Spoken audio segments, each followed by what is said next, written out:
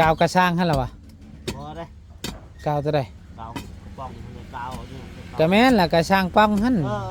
แม่นกับซ้ำกะปิหั่นโดยซื้อแล้ว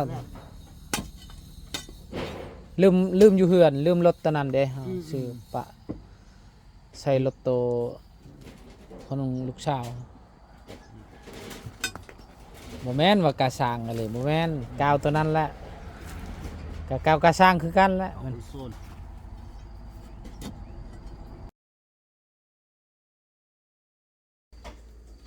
เอาพี่น้องเปิดคลิปเปิดภาพอีกมื้อนี้เนาะสบายดียามเช้าๆเด้อพี่น้องเนาะมื้อนี้ก็มาพบมาพอกับบ่าวบุญคงคือเก่าคือเดิมเด้อพี่น้องเนาะเพิ่มเติมมื้อนี้ก็มาซื้อทอเนาะพี่น้องซื้อทอแล้วก็ซื้อโตงอกตัวนี้แหละพี่น้องแล้วก็ซื้อทอนี่มี2อันแล้วก็มีโตโหช่วมตัวนี้แหละพี่น้องแต่ว่าบ่าวบุญคงก็บ่ได้ซื้อพี่น้องเนาะตัวนี้แม่นเอาอยู่บ้านของบ่าวบุญคงเองตัวนี้บ่ได้เสียเงินหยังเนาะเพราะว่ามีแต่บ่าวบุญคงก็ได้แล้วมีแต่เอาให้ทั้งน้องลาเพิ่นแหละพี่น้องเนาะจริงที่เฮาได้แล้วเฮาก็ซอยคนอื่นเนาะพี่น้องเพราะว่าจำนวนที่ซื้อท่อมาเนาะท่อกับหัวตัวนั้นแหละพี่น้องก็400,000เนาะพี่น้องตัวนี้แม่นเฮาบ่ได้ซื้อก็เลยมีแต่ซื้อ2อันกับมันก็สิประหยัดงบแน่เนาะพี่น้องก่อนอื่นกับทักทายสบายดีเด้อสบายดีและสวัสดีพ่อแม่พี่น้องFC เมิดสุกูสู่คนเนาะบ่ว่าสิอยู่ในและก็ต่างประเทศก็ยินดีต้อนรับเข้าสู่ช่องบ่าวบุญคงคือเก่าเนาะพี่น้องมื้อนี้ก็สิมาอัปเดตห้องน้ำของน้องลาเนาะพี่น้องมื้อวานนี่ก็บ่ได้มาเพราะว่าค่าเวียกเนี่ยพี่น้องเอ้ยเนาะไปเชียร์ยามันเชียร์ยาเข้านี่แหละพี่น้องวันนี้ก็สิอัปเดตห้องน้ำไว้เพิ่นเฮ็ดมีแต่รอทาสิมังโตประตูตัวนั้นแหละพี่น้องเพราะว่า FC คอมเมนต์มาแล้วคือว่ามังให้เสียเวลาเนาะแต่ว่าก็คันบ่มังมันบ่งามพี่น้องมันสิเป็นป่องแหละพี่น้องเพราะว่าทางผู้ใหญ่เพิ่นก็แบบว่าเพิ่นที่แบบว่าซื้องบซื้อเครื่องซื้อหยังนี่เพิ่นก็แบบว่าเบิ่งบ่คักนะพี่น้องเพราะว่ามันก็นี่คำว่ามันน้อยก็ใครแน่พี่น้องจังเปิงซ้ำนี่พูดเพราะว่าคันแล้วตัวนี้มันก็บ่คักเวลาเขาก็ซองเบิ่งหยังก็เห็นจังเปิงไปนี่แหละพี่น้องก็เลยแบบว่าคันว่าเอาตัววงกบตัวนั้นแม่นโอเคตัวนั้นพี่น้องเนาะแต่ว่าตัวนี้มันก็70ตัวนี้วง70มันก็บ่ถึกวง80แล้วถึกตอนนั้นเฮาซื้อผิดตอนนั้นเนาะซื้อกะทางสร้างเพิ่นนั่นแหละซื้อก็บ่แม่นดอกผู้เดียวบ่มันคงเนาะทางสร้างเพิ่นนั่นแหละซื้อก็คำนวณเบิ่งคิดว่าบอกแล้วซะตัวเพิ่นบ่เอาวง80เด้อเพิ่นเอาวง70ก็เลยบ่ถึกตัวนี้แหละพี่น้องก็ให้ทางอ้ายเพิ่นทางสร้างเพิ่นเนาะให้แปลงตัวนี้แหละออกตัวนี้แล้วก็สิใส่ห้องน้ำนี่ตัวนี้เอาตัวนั้นเอาแต่เฮาบางคงชื่อหั่นแล้วก็ใส่ตัวนี้เพราะว่ามันบ่งามเนี่ยพี่น้องพูดคันว่าบ่เปิดนี่ก็ขี้ลายนะเพราะว่าทางผู้ใหญ่เพิ่นเห็นก็มันขี้ลายเนาะก็เลยไปผู้ใหญ่เพิ่นก็ให้แก้ไขเนาะประมาณนั้นแหละพี่น้องเนาะนี่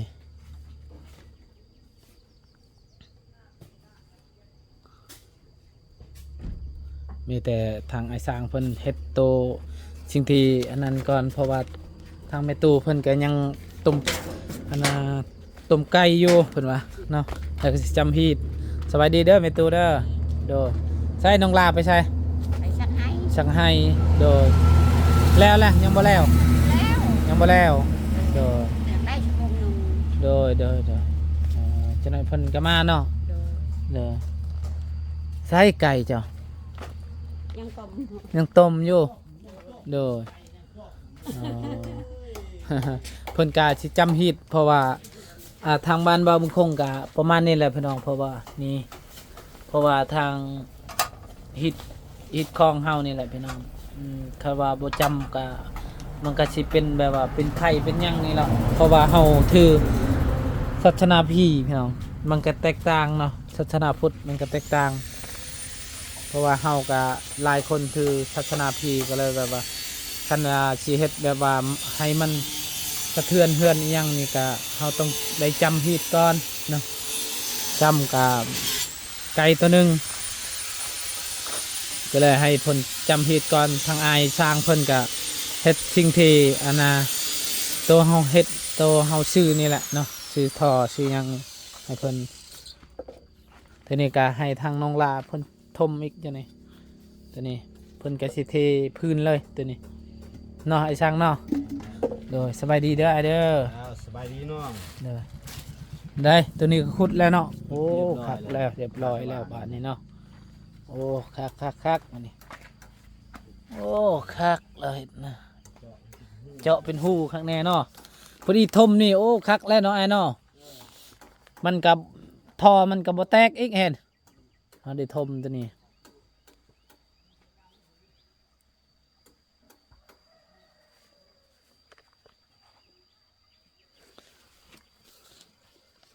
โอ้ยังสิชื่อทานอีกเพิ่น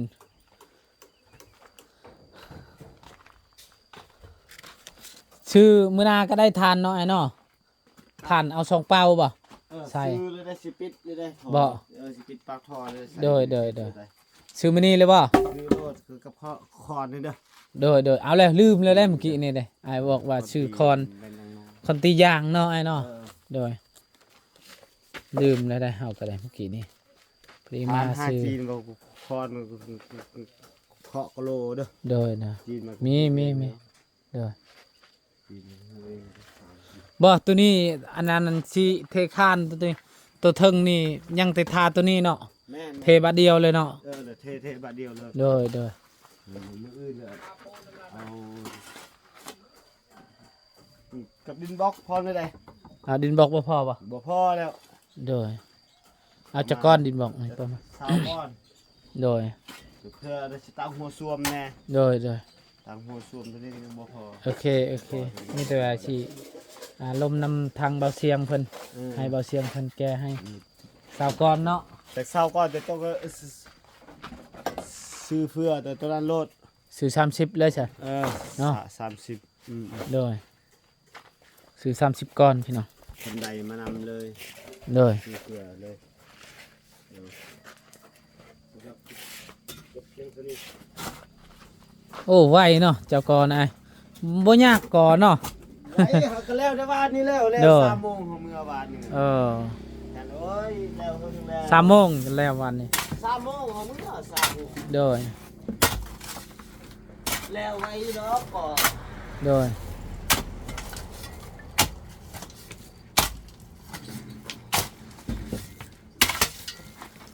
มีแต่บอลหันบอลเจ้าคุดนั่นแหละเห็ดบอลอันนั้นตังโควิดมีหยัง จะเจ้าหูซุ่มอยู่นี่ ตัวนี้เพิ่นอาบน้ำตัวนี้นะเป็น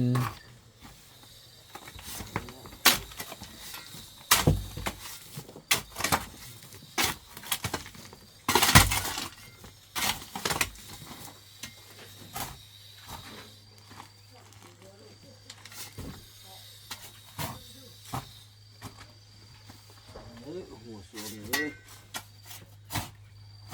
เจาะงอใช้พื้นเลยเจาะงอทบใช้พื้น โดย เรียบร้อยลงไปแล้วจากนั้น วานนี้เฮาบ่ได้มาค่าเวียกแน่ เรียบร้อยเนาะ โดย งานทั้งนี้ค่าเรียกแม่ อื เสี ม ยหญ้าเนาะ แม่ เสียหญ้า ปะแล้วหญ้าสางสางปะรถหญ้า เออได้เจ้าก็อันน่ะเฮ็ดอันนั้นคือการเฮ็ดให้คือกันบ่ โอ้ยไปใช่ โดย บ่เฮ็ดให้อะ เนาะ กินยัง โดยแม่นแหละ ไปหากินยังบ่ได้เฮ็ดให้ โดย ต้องได้เฮ็ดแล้วซุมือนี่ เข้าออกเลยเข้า ยัง ยังบ่เฮากระซักนี่บ่ โอ้ตอนเจ้าบอกว่าเฮาชักให้ตอนนั้นบ่ เออ โดย แล้วบอก พอ พิ่นหญ้าตายแล้วเนาะฉีดมาแล้ว ตายแล้ว โอ้ บางตาย เฮาบ่ได้ฉีดหญ้าโอ้หญ้าหกอะไรฉีดก็ฉีดบ่ได้พี่น้องเพราะว่าเฮาปลูกไม่วิกแน่ยันไม่วิกเป็นตาย อยากให้เนี่ยข่าวมาแล้ว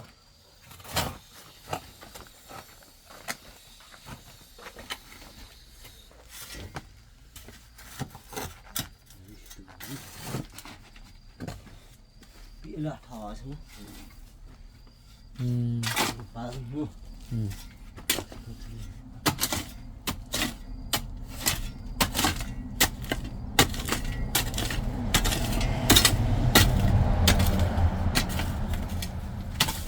ต้องเอาดินถมแล้วนี่หน่อยเนาะ เอาดินทุ่มเลย มีแต่สิทานน้องทั้งน้อง ที่พื้นไว้เลย ทานทั้งน้องได้ดอกแค่นี่แหละพี่น้องให้เพิ่นถมก็บ่าวเป็นคงก็สิซอยเพิ่นถมนี่ ที่พื้นเลยตอนแรง เด้อแล้วอยู่ดอกตะแรงเทเพิ่นตัวนี้ก้อนนี่ก็ค่าเดียวดอกบ่ยากหรอก เอ้ยปล่อย เด้อ ชั่วโมงหนึงแล้วพอ เด้อ ก็สิเทพื้นพร้อมเลยเทพื้นแล้วปิดปากท่อน้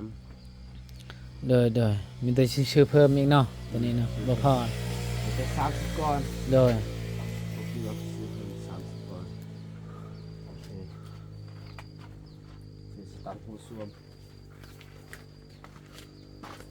มีฉลมทำอันน่ะเบาเสียงก่อนพี่น้องให้เบาเสียงเพิ่นแก้ให้เนาะ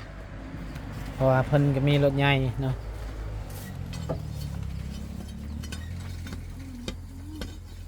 ตอนนั้นเพิ่นก็อันน่ะบอกแล้วว่ามันคงว่าคันว่ามีหยังเครื่องแบบว่าหนักๆแล้วก็โทรหาเด้อว่าเพิ่นบอก รถใส่กาวบ่ กาวก็มีกาวอยู่เพื่อน นี่นะครับ เออแต่ว่าเฮาบ่ได้มาหัดกาวสิโทรให้ทางลูกสาวก่อนให้เพิ่นเอามาให้กาว ปิดปากท่อเลย โดย ท่อก าวนั้นบ่ได้ฮ้อนเนาะไอ้เนาะ บ่ กาวนั้นคักเยอะ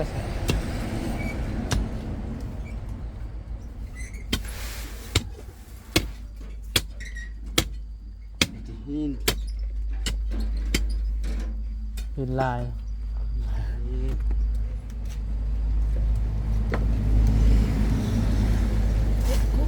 คุดเป็นน้องคุด อื้อหือ พี่น้องคุด เอาลูกน้องกับหัวหน้าไผเป็นหัวหน้าไผเป็นลูกน้องบัดนี้ โอ้หัวหน้าคุดน้องเขาแล้วผู้เฮ็ดเอาเพิ่นเบิ่ง โดย หัวหน้าเด้อเพิ่นเบิ่ง เออ หัวหน้าแล้วลูกน้องแล้วหรอบ่ลูกน้องเป็นหัวหน้าแล้ว โดยอือมื้อเช้านี่บ่ได้เฮ็ดหยังมื้อเช้านี่ท่าแล้ว แต่ว่า โอ้ หัวหน้าแล้ว โดยอ่า แต่หมู่บ้านนี่เลย โดย อยู่ก็มีแนวเฮ็ดได้แต่ว่านี่ โดย ก็เลยอยู่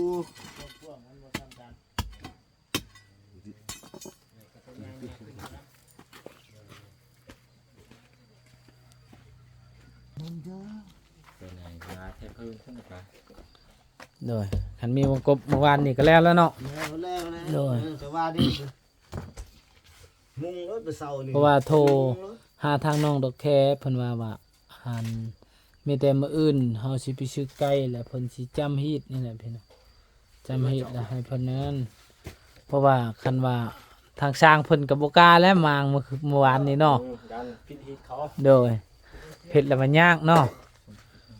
มีพิธีคอ โดย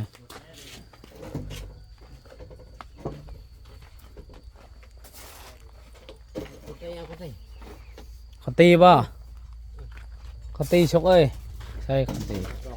เขาตีตัวนี้บ่ตีใหญ่เขาตีตัวใดเว้ยเขาตีตัวนี้บ่นี่เขาตีนี่บ่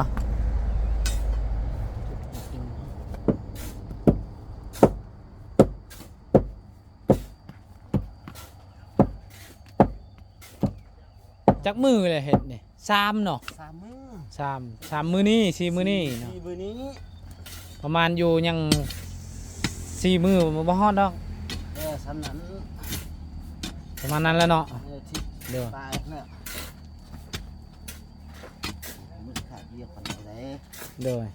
สร้างโชคก็เฮ็ดแท้เฮ็ดว่าได้เพิ่นได้ โดย สร้างโอ้ยสร้างโชคก็ตามเฮาสร้างรถได้ โดยทางสร้างโชคเพิ่นก็โอ้คัก เดี๋ยวตั้งเลย เนาะ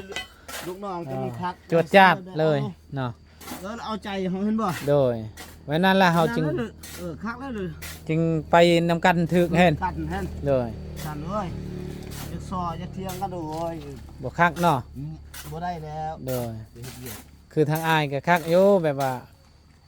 คันว่าบ่ถึกบ่ต้องก็เฮาก็ติได้เนาะอ้ายเนาะ ได้เป็นหยัง โดย ได้รถบอกกันเห็น อันนี้โดยอันนี้ก็บ่ได้ติหยังแล้วนี่ แบบนี้ถึกแบบนี้บ่ถึกเราต้องได้บอกเห็น โด บ่ ย แบบนี้ไอ้เอ้ยถึกแบบนั้นไอ้บ่ถึก โดย เป็นหยัง โอ้นี่ก็ข้างเอวมีแต่ทางลังแล้วบ่ได้ใช้อย่าแล้วบ่ใช้ก็ได้ทางลังเนาะอ้ายเนาะช่องลมทางพ่อเพิ่นก็ว่าเฮ็ดชุกๆนี่เด้อช่องลม โอ้พอดีแล้วช่องนี้คักแล้ว ชูงเด้อเพียง ช่วง นี้ แล้วดีแล้ว เพียงนี้ละขาน โดยแม่นฮะคานกับซ้ำนี่เนี่ยเนาะโดย แต่ก้อน1 2 6 8ก้อน1ขึ้น โดยคักแล้วช่วงนี้แหละ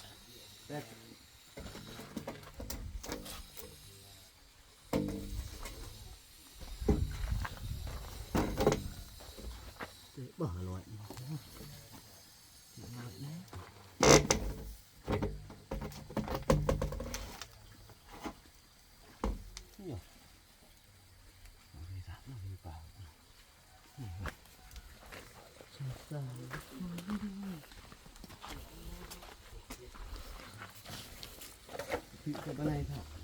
ตอนนั้นเฮ็ดเฮือนทางน้องดาราหันจักมือเห็น 2 12มือเนาะเฮือนโดยโอ้ไวเนาะจักคนสิเจ้า3โดย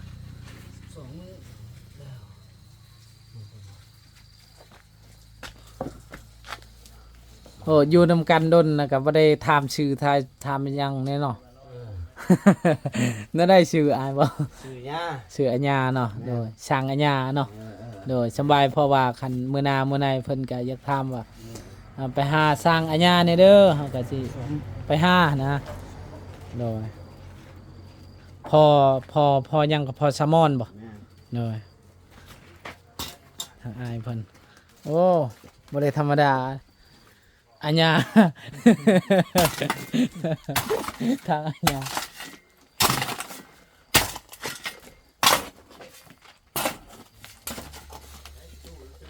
ใส่ได้บ่ตัวนี้บ่ตัวมันยังหัววิดนี่ได้บ่ตัวนี้ได้เนาะโดย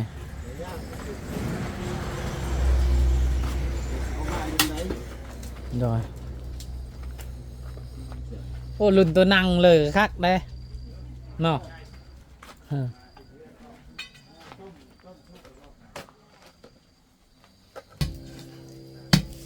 งานเสียหยาเนาะ โอ้มีแต่หินเนาะไอ้เนาะโอ้คนเอาสลิงอีกเล็กสลิงอีกจังใดโคตรเสียมบ่เข้าเลยเนาะ เฮ้ยเขารักสิ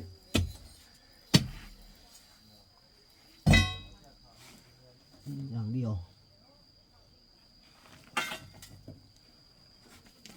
ตัวไหน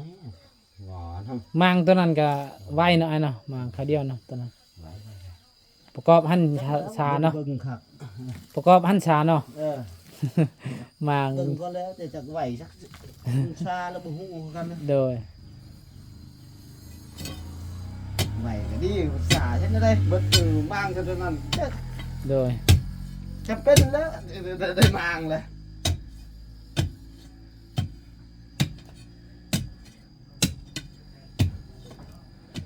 เจ็บ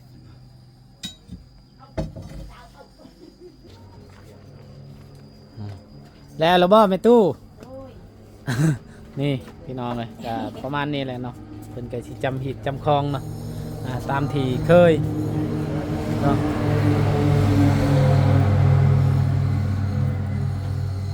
ใส่เขียงให้ดู โดยสบายดีโ โดยอ่าเบิ่งฮิตประเพณีเนาะ ประเพณี โดย ทาง แบบฮิตของถือศาสนาพี่เนาะ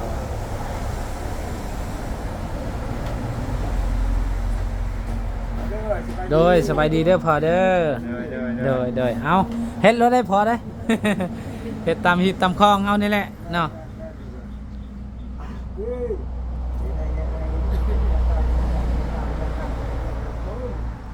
มาเช็ดชูโมคุณที่ได้เช็ดจงจากดูดูช่วยกันเช็ดทำตรัง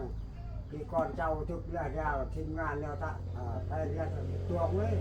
ที่อยู่ร่วมกันมือเลยต่อไปก็เนี่ยเจ้าตัวก็ไปที่ใกล้ที่สร้างจะสร้างขึ้นเยอะกะ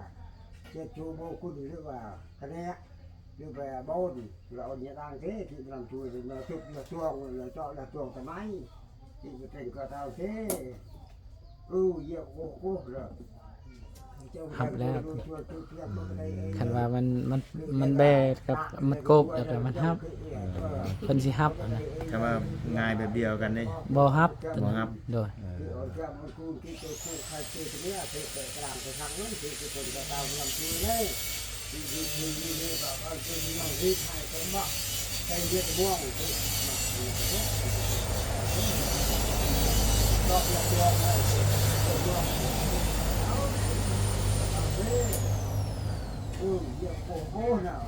ไม่ได้บอก ยากยังบ่ได้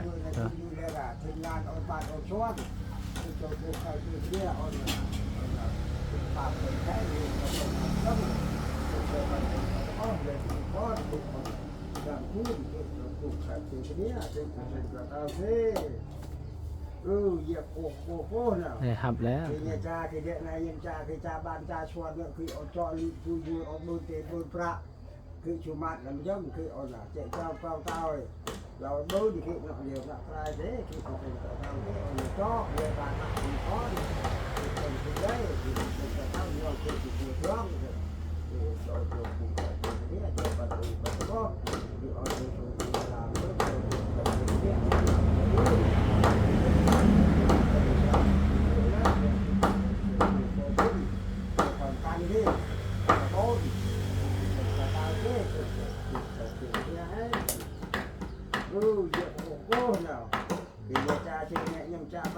แต่ว่ามันเพิ่นบอกลายเด้บอกลายพี่แบบนั้นเนาะให้ฮับฮู้หมดฮะ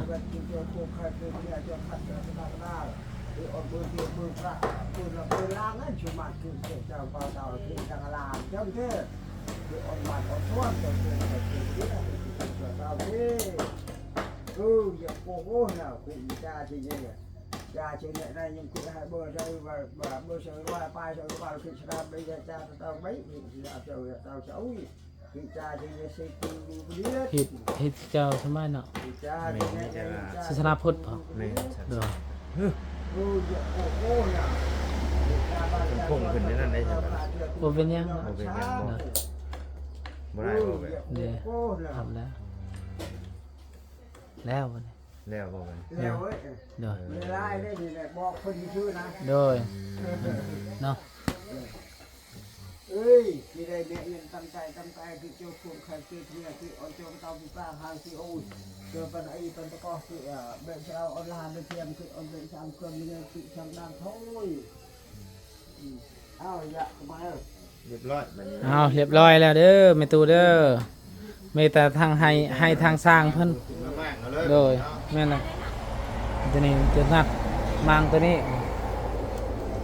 มางตัวนี้ มันเป็นได้คือจังว่า